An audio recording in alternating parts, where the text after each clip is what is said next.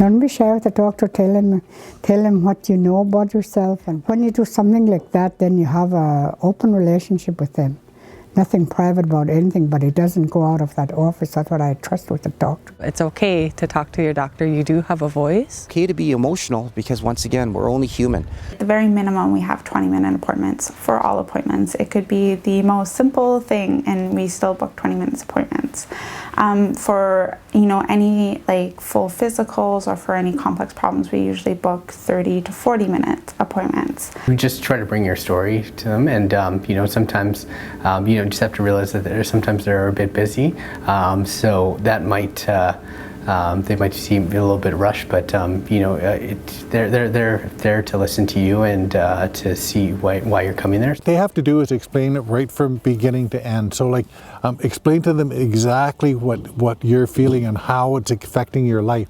Because a lot of people would say, oh, it's sore, but what does sore mean? Like sore that you can't pick up your child or you can't walk the dog, sore that you can't make breakfast.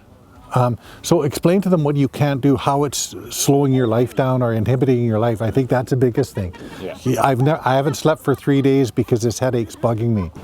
Talking about it is good. It makes you like, if you're afraid, you have to let it out, don't hold it in. If they're elder, then have a family member attend with them, preferably a family member who's involved with the medical history. Before you go to the doctor, write down everything that's wrong. If you're somebody who really does struggle with how to communicate in our very linear kind of Western medical model, feel free to bring in a trusted family member or a friend, or some of the community members have like one of the care aides or the nurse that they have really connected with, and they like them to be in. A lot of times I do go in with some of our community members, whether it may be the fear of finding out what their diagnosis is or not understanding. Being honest about what you're taking and what your beliefs and values are. There's very few drugs now that are completely incompatible with any sort of herbal remedies or a lot of herbal remedies. They can be married. So if people want to engage in both, I don't think it has to be an either or. For elders, sometimes they don't say they're sick. They don't get there right away. Get their checkups when needed and do it annually, and that way you know exactly what's going on in your body. If you have any types of pain in your stomach or anywhere in your body, see a doctor right away. You never know what it may be. It can be cancer, it can be something else, you don't know. For people who may have ongoing health challenges, I would book regular appointments. And so even if you're not sure you have something burning, it's good just to go and to have things checked in on regular intervals. Because that way, if things were to change or if things are getting worse, say, we'll be able to detect it early. But then when things are going well, we'll be able to figure out what has happened in, say, the last 4 weeks that has caused your blood sugars to get better or your blood pressure to come down. And we can celebrate the successes and also build upon them. And if you don't, then that's usually when we see the very complicated patients that say, oh, well, I've been in pain for about 4 or 5 days, and I should have probably gone in about 4 or 5 days ago, but I just thought I could deal with it myself. And that's when you really see a lot of issues. So just to go in early when it's happening, and it can be addressed really relatively easy. And so having regular appointments allows maybe the things that are really low on your priority list to come up, because you're not like the burning things have been taken care of already. Culture around healing is that Western medicine will come and fix you, and what I always like to remind people is that actually the greatest source of healing is in your body. Even if you break a bone and you go into a hospital and they put a cast on it, that just helps to prevent it from getting worse. Your body is actually doing all the healing all on its own. And I like to remind people that, because oftentimes when it comes to cures, so like normalizing blood pressure or blood sugars, medicines have a certain amount of power, but most of the power is still within you, meaning changing lifestyle, exercising, moving your body more, eating foods that align more with probably our old foods, which is how